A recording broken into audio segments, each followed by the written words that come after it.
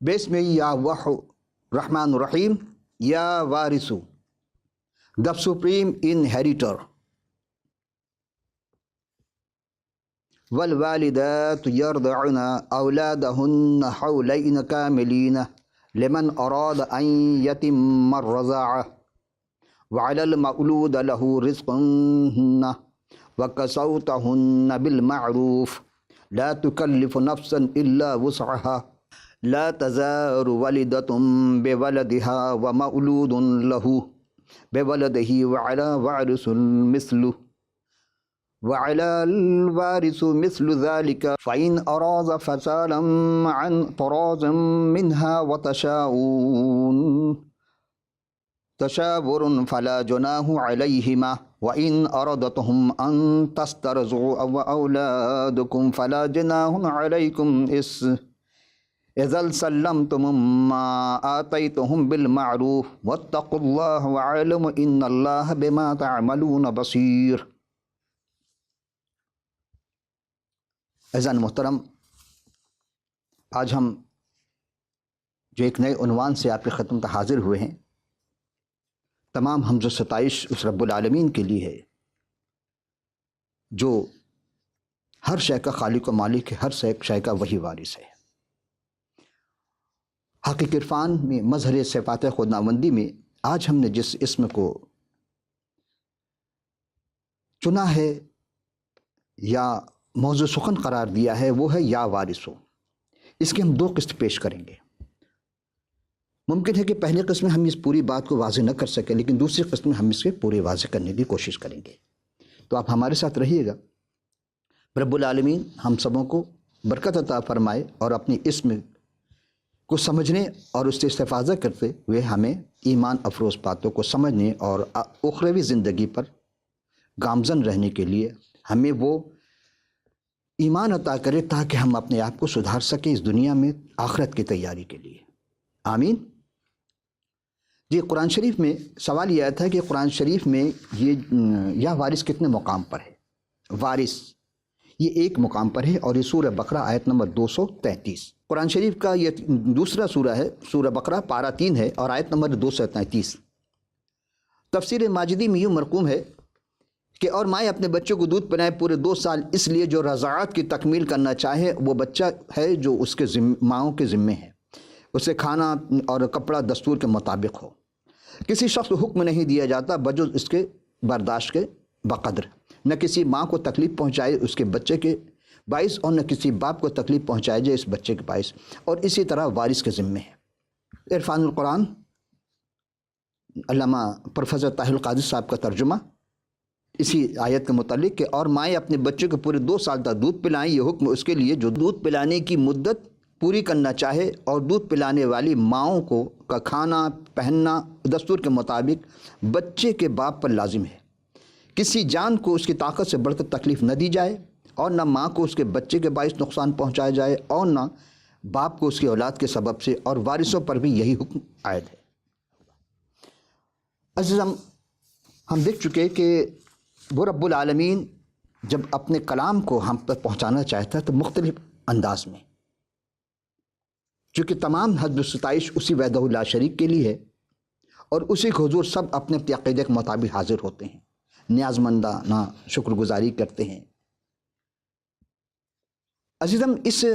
فیروز اللغات کے صفحہ 1401 کے مطابق وارث کے لغوی معنی ہیں جو عربی اور اردو میں مذکر کا استعمال ہوا ہے کہ مردے کے مال کا صحیح حقدار، خاوند یا شوہر،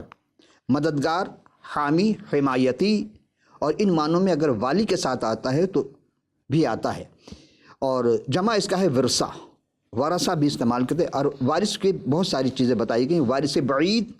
یعنی دور کا وارث، وارث تاج و تخت یعنی تاج و نگی بھی کہا جاتا ہے اسے، سلطنت کا وارث ولی عہد جسے کہا جاتا ہے۔ ایک ہے وارث شرطی، یہ عربی، فارسی اور اردو میں بھی مذکر کے طور پر استعمال ہوتا ہے، ایسا وارث جس کے لیے میراث پانے کی کوئی شرط ہو۔ اور پھر ہم دیکھتے ہیں عزیزوں کہ وارث سلبی ہوتا ہے، وہ بھی عربی، فارسی اور اردو میں پر مشتمل ہے، جو مذکر کے طور پر ہے، جسے نسلی وارث ہونے کی وجہ سے میراث کا حق پہنچتا ہے۔ اور وارث ہونا یہ اردو محاورے میں استعمال ہوتا ہے کہ مردے کی جائیداد کا حقدار ہونا۔ تو قرآن شریف کا میں نے آپ کی خدمت میں پیش کی، ترجمہ بھی پیش کر دی کہ یہ ایک ہی مقام پر ہے، اور کتاب مقدس میں 59 مقام پر تشریح کچھ یوں کی گئی ہے کہ رضاعت سے متعلق کہ اصلی حق ماں کا ہے، اور ماں سے بہتر کوئی مرضع نہیں ہو سکتا، یعنی شیرخوار بچے کے لیے سب اس بات پر اتفاق کرتے پڑا اور کرتے ہیں کہ خواہ ان ماؤں کا نکاح ہو، باقی ہو یا طلاق ہو چکی ہو، اس قید سے یہ صاف کر دیا گیا ہے کہ مراد اصلی مائیں ہیں۔ نانیاں یا دادیاں جو ہیں وہ اس ہرگز اس زمرے میں نہیں آتی، اس سے مراد نہیں ہے۔ رضاعت کامل کے لیے پورے 2 سال کی مدت پر طبیبوں اور ڈاکٹروں کے اتفاق ہے۔ یہ اور بات ہے کہ کچھ ڈاکٹر کمپنیوں سے اپنے مفاد کی خاطر کچھ دوائیں لکھ دیتے ہیں کہ ماں کی دودھ کی جگہ یہ بچوں کو پلائی جائے، اور اس میں ان کا کمیشن ہوتا ہے، کار ملتی ہیں، دوسری چیزیں، حج عمرہ کے ٹکٹ بھی دے دیے جاتے ہیں، کیونکہ کمپنی کے مفاد میں وہ ہوتا ہے، اور ڈاکٹر وہی چیز دیکھتے، صرف انہی کے کلینک کے پاس جو میڈیکل اسٹور ہوتا ہے وہیں سے وہ دودھ یا دوائیاں ملتی ہیں۔ اور یہ ہمارے پورے معاشرے میں یہ چیز عام ہے، ایک ڈاکٹر جو دوا یا دودھ لکھ دے وہ دوسری جگہ آپ تلاش کریں گے نہیں مل سکتی، چونکہ کمپنی سے ان کا پیکڈ ہوتا ہے۔ زر خرید ذہن جب بن جاتا ہے، مفاد پر ذہن جب بن جاتا ہے تو انسان کو نقصان پہنچتا ہے، اور خدا اسی چیز کو بچانا چاہتا ہے۔ آئیے ہم دیکھتے ہیں کہ مرضع کی تنخواہ یا لباس، خوراک یا تمام تر ذمہ داری بہرحال باپ پر ہے، ذمہ ہے، اور مرضع عام حالت میں ماں ہی کو ہونا چاہیے، خواہ وہ ماں ہنوز قید نکاح میں ہو یا قید عدت میں ہو، اور اگر خدا نخواستہ باپ زندہ نہ ہو تو الوارث، یعنی جو بھی اس کا وارث ہوگا، فقہیت اصطلاح میں قرابت دار کو کہا جاتا ہے، جو بچہ کا شرعی وارث ہو، یعنی جس طرح بچہ پر باپ پر بچے کے ماں کو حقوق واجب ہیں حفظ کے۔ عزیز ہم دیکھتے ہیں، غور کرتے ہیں کہ سب سے پہلے ہم اس مقام پر چلتے ہیں کہ پہلا انسان جب دنیا میں خدا نے اس کو بنایا، باغ عدن میں رکھا، یہ ساری واقعات آپ سن چکے ہیں۔ اب چونکہ وقت کم ہے ہمارے پاس، اس لیے میں بڑی تیزی سے تھوڑے سے واقع پیش کر کے، اور پھر خدا نے اسی انسان یعنی آدم کے ذریعے حوا کو بنایا، اس کے بائیں پسلی سے کہتے ہیں، اور پھر اس کے بعد دونوں کو عدن میں رکھا، بے لباس تھے، شرماتے نہ تھے، لیکن ابلیس وہاں پہنچا، اور اس نے جس درخت کے پھل کھانے کو خدا نے منع کیا تھا، ابلیس نے اسے بہکا کے جناب حوا علیہ السلام کے ذریعے آدم کو بھی کھلایا، اور وہ خود بھی کھائیں، اور خدا نے ان تینوں کو جنت سے نکال دیا، آدم علیہ السلام کو بھی، جناب حوا علیہ السلام کو بھی، اور ابلیس کو بھی۔ لیکن ابلیس کو نکالتے وقت ایک بات کہی تھی، وہ یہ ہے کہ اور ابلیس جو سانپ کی شکل اختیار کیا ہوا تھا، اس سے کہا کہ اب میں اپنا ایسا وارث بھیجوں گا جو عورت کی نسل سے ہوگا، اور میں تیرے اور عورت کے درمیان، اور تیری نسل اور عورت کے نسل کے درمیان، یعنی جو میرا وارث ہوگا اس کے درمیان عداوت ڈالوں گا، وہ تیرے سر کو کچلے گا اور تو اس کی ایڑی پر کاٹے گا۔ اس بات کو مزید ہم آگے چل کر واضح کریں گے کہ حضرت آدم نے اپنی زوجہ کا نام حوا رکھا تھا، اور اس کے معنی ہے کہ تمام زندوں کی ماں۔ پھر زمین پر خدا تعالیٰ نے حضرت آدم اور حوا کو پہلا بیٹا یعنی وارث عطا کیا، جس کا نام قائن رکھا، یعنی مجھے خدا کی طرف ایک مرد ملا، حضرت حوا نے کہا، یا قرآن شریف کے مطابق قابیل اور پھر دوسری اولاد جس کو حابیل کہا جاتا ہے، یعنی حابل، اور قرآن میں ہے حابیل، یہ کہہ کر جب حابیل پیدا ہوئے تو یہ کہا کہ ہم دنیا میں کچھ نہیں لائے اور ہم اپنے ساتھ دنیا سے کچھ نہیں لے کر جائیں گے، حابل کے معنی۔ یہودی روایت کے مطابق بہت مشہور کتاب یہودی روایت کی ہے تالمود، اس کے صفحہ 22 میں درج ہے کہ ابلیس ہی کے سبب سے زمین پر ایک بہت بڑا گناہ سرزد ہوا، اور خدا تعالیٰ کے حضور دونوں کے نذرانے پیش کیے گئے۔ کب کی بات ہے؟ یعنی چھوٹے کا مقبول ہوا جناب حابل کا، اور بڑے کا رد ہو گیا، کس کا؟ قائن کا یا قابل کا۔ ہوا یہ تھا کہ دونوں کو جب ایک خدا تعالیٰ نے نذرانے کو قبول کیا اور ایک کا رد کر دیا، تو قائن یعنی قابل نے کھیت میں موقع پا کر اپنے بھائی حابل کو قتل کر دیتا ہے۔ اب ہم دیکھتے ہیں یہاں پر اس کے بعد پھر نسل تیسری اولاد یعنی حضرت سیس سے چلی۔ توریت شریف کے مطابق سیت کہا جاتا ہے، اور قرآن کے روح سے جو ترجمے کیے جاتے ہیں وہاں پر اس کو سیس کہا جاتا ہے، یا شیس کہتے ہیں بعض، شین یہ سے سا۔ اب دیکھیے اگر کوئی بچہ، سوال یہ تھا کہ وارث اصلی نقلی میں کیا فرق ہے؟ نقلی وارث کبھی بھی اس جائیداد کا یہ مرتے کہ اس چیز کا حقدار نہیں ہوتا، جب بھی ہوگا اصلی وارث ہوگا۔ دور کا اگر کوئی وارث ہے، اگر کوئی نہیں تو دور کا وارث کا حقدار بنتا ہے۔ یہ ہم ترجمے میں یعنی فیروز اللغات کی چیز پیش کر چکے ہیں آپ کی خدمت میں۔ اب یہ کہ اگر کوئی بچہ اپنے والدین میں سے کسی کی صورت و شبیہ کے مشابہ ہو تو کیا وہ غلام کہلائے یا نوکر؟ اسی طرح غلام کو نہیں کہا جائے گا بیٹے کو، بیٹا ہی وارث ہوتا ہے کہ ہاں یہ فلاں کا وارث ہے، یہ فلاں کا بیٹا ہے، اور جو اختیار بیٹے کے پاس ہوتا ہے وہ کسی غلام یا کنیز یا نوکر کے پاس ہرگز نہیں ہو۔ حضرت آدم علیہ السلام کی تیسری نسل سے یعنی حضرت سیت سے یہ نسل آگے چلی اور آتے آتے جناب نوح پر آئی۔ نوح کے 3 بیٹے ہوتے ہیں، سام، سیم، ہام، یافس۔ سیم کے خاندان میں، سیم کی نسل میں جناب ابراہیم آئے، تارہ آئے، اور تارہ کی نسل جناب ابراہیم آئے۔ ابراہیم کو خدا نے 2 اولاد دی تھی، دیکھیے ایک کنیز سے ہوئی تھی یعنی ہاجرہ سے، اسماعیل، اور اسحاق جناب ہاجرہ سے۔ جو اصل وارث قرار دیا خدا نے وہ ہم آگے چل کے پیش کریں، ہم صرف تھوڑا سا شجرہ آپ کے پیش کر رہے ہیں۔ وہ اسحاق سے یعقوب، یعقوب سے یہودا اور اس کا بھائی یعنی یوسف وغیرہ تمام ہوئے 12۔ 12 قبیلے میں پھر انبیاء آتے رہے۔ لاوی قبیلے میں ان کے خاندان میں جناب موسیٰ علیہ السلام آئے۔ پھر ہم دیکھتے ہیں یہودا خاندان میں بہت سارے انبیاء آئے، یعنی ہر 12 اولادوں میں سے انہی سے نسل چلی۔ آگے ہم دیکھتے ہیں کہ یہودا سے جو تھے ان کے یہودا سے فارس، اب فارس سے زہرہ تمر، اور فارس ہی سے یعنی حسرون، اور حسرون سے رام سے امینداب، اور امینداب سے نحسون، اور نحسون سے سلمون پیدا ہوئے، اور سلمون سے بوعز، اور بوعز سے عبید جو روت کا ہم نے تبھی تذکرہ کیا تھا خاتون کا، یہ ان سے پیدا ہوئے تھے عبید، اور عبید سے یسی، اور یسی سے حضرت داؤد علیہ السلام، اور حضرت داؤد علیہ السلام سے سلمان، اور سلمان سے رجعام پیدا ہوئے، اور رجعام سے ابیہ، اور ابیہ سے آسا، اور آسا سے یہوشفت، اور یہوشفت سے یورام، اور یورام سے عزریہ، اور عزریہ سے یوتام، اور یوتام سے آخز، اور آخز سے حزقیہ یعنی حزقیہ علیہ نبی کا تذکرہ کرتے ہیں، اور حزقیہ سے منسی، اور منسی سے امون پیدا ہوئے، اور امون سے یوسایہ، اور جو گرفتار ہو کر کے بابل میں گئے تھے، اور یسایہ سے یکونیہ اور اس کے بھائی پیدا ہوئے، اور گرفتار ہو کر یہ بھی بابل جانے کے وقت یکونیہ سے سالتیل پیدا ہوئے، سالتیل سے زربابل، اور زربابل سے ابو یہود پیدا ہوئے، ابو یہود سے الیاقیم پیدا ہوئے، الیاقیم سے آزور، اور آزور سے صدوق، اور صدوق سے عقیم، اور عقیم سے الیہود، الیہود سے علیزر، اور علیزر سے متان، اور متان سے یعقوب، اور یعقوب کی نسل میں یوسف آئے، اور یعقوب یہودا ہی کی نسل میں جناب مریم آتی ہیں، مریم مقدسہ۔ یہ 14 پشتیں آتی ہیں، اور ہم دیکھتے ہیں کہ تمام انبیاء جو آئے وہ یہودا کی نسل میں آئے۔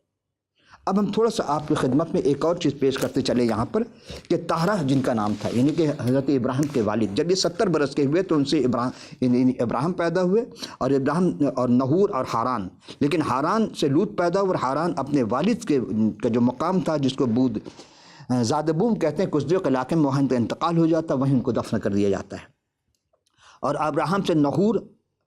ابراہیم اور نحور نے اپنا دونوں نے شادی کی۔ ابراہیم کی جو زوجہ تھی ان کا نام تھا ساری، اور نحور کی بیوی کا نام تھا ملکہ۔ ساری جو تھی وہ بائیں تھی، ان سے کوئی اولاد نہیں ہوتی۔ تارہ نے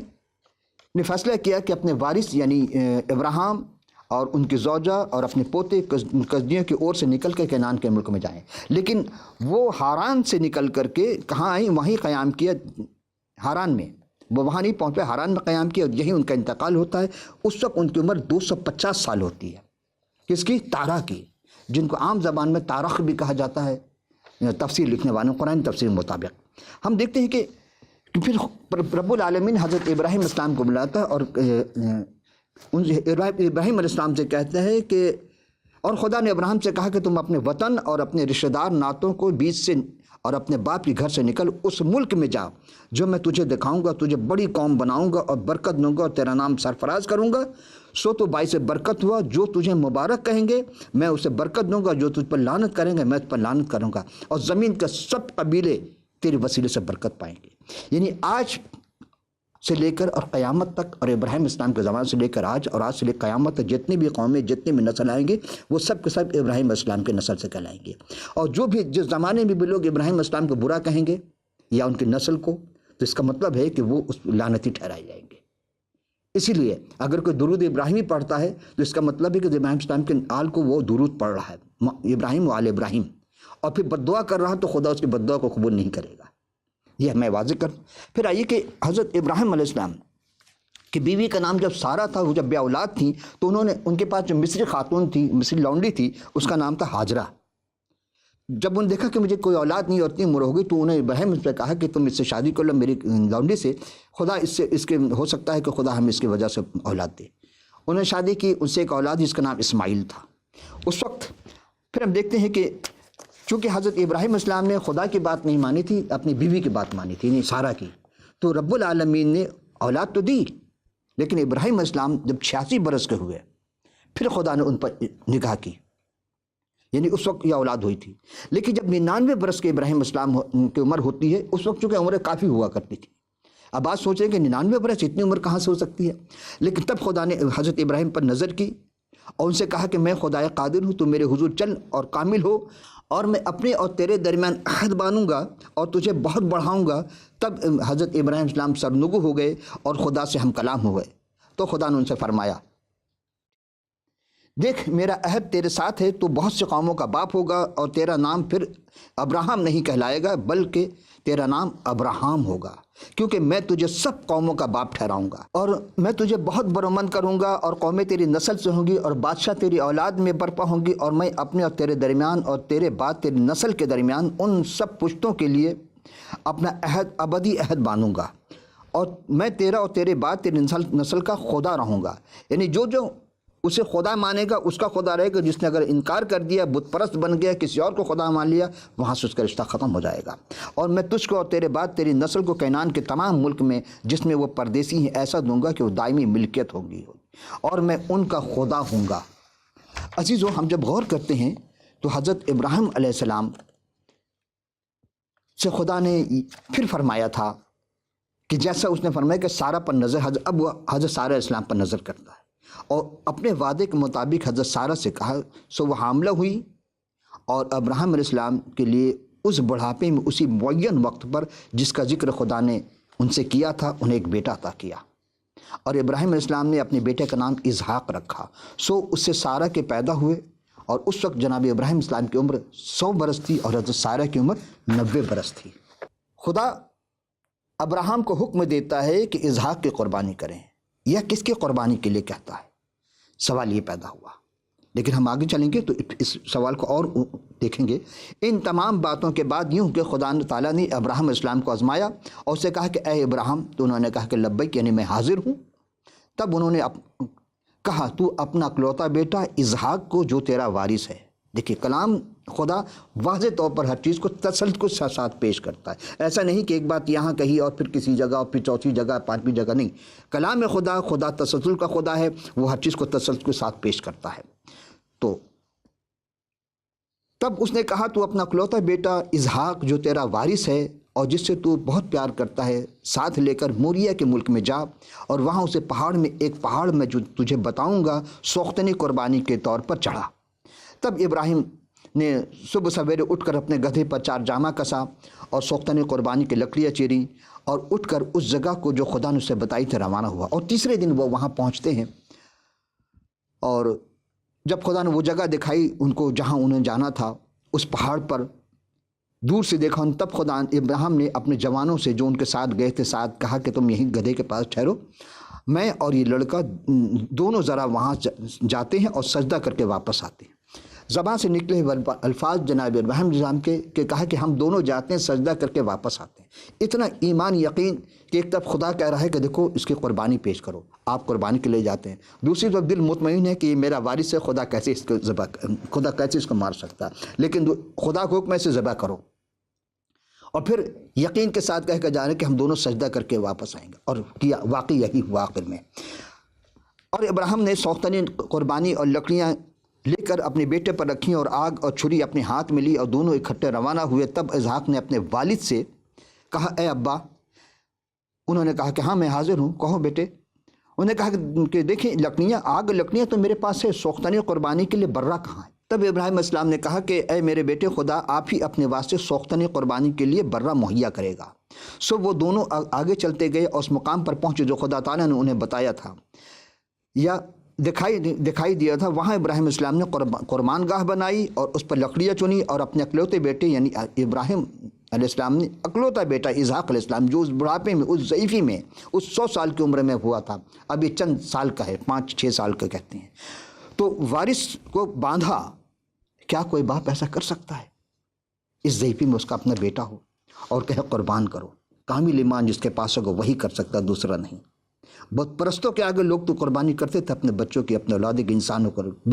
بلیدان چڑھاتے تھے، لیکن پہلا ہے جو ابراہیم اسلام نے اپنے بیٹے کو پیش کیا اور اس قربان گاہ پر ان کو چن دیا۔ عزیزو، حضرت ابراہیم علیہ السلام نے ذبح کرنے کے لیے جیسے انہوں نے چھری کی طرف ہاتھ بڑھایا اور چاہا کہ اپنے چھری لے لی اور چاہا کہ اپنے بیٹے کو ذبح کریں، دیکھیں باندھ بھی دیا، اس سوختن لکڑی پر رکھ بھی دی۔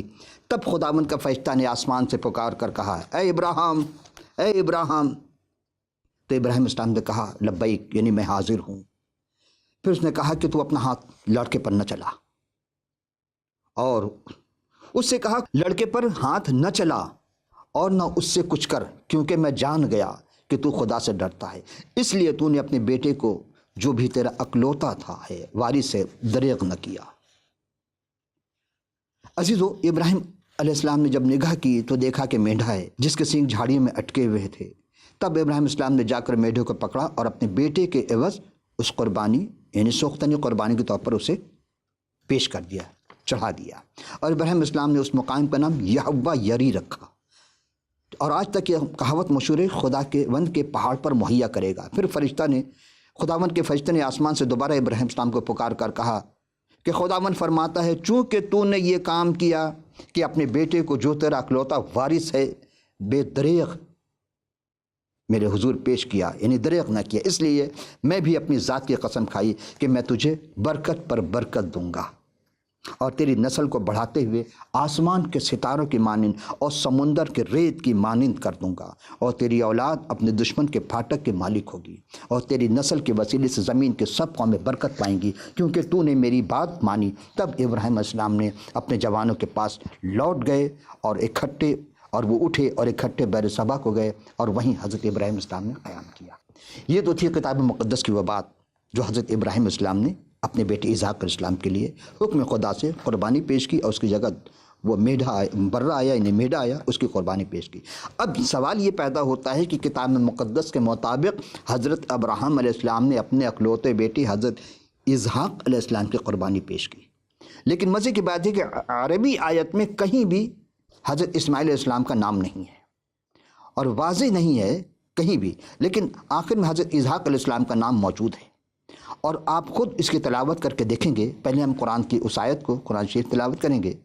اِنَّ فَدَيْنَاهُ بِذِبْحٍ عَظِيمٍ، ہم نے اس فدیے کو ذبح عظیم میں بدل دیا، یعنی جناب ابراہیم علیہ السلام نے جو فدیہ پیش کیا تھا خدا کی بارگاہ میں، اس کو ذبح عظیم میں بدل دیا۔ اب ذبح عظیم کون ہوگا؟ پھر یہ سوال ہوگا آگے چل کر کے، ہم اگلی نشست میں اس کی پیش کرنے کی کوشش کریں گے۔ ہم دیکھتے ہیں کہ ابراہیم علیہ السلام نے بیٹے سے کہا خواب دیکھا ہے، سب کچھ صحیح، نام کی تبدیلی ہو گئی ہے۔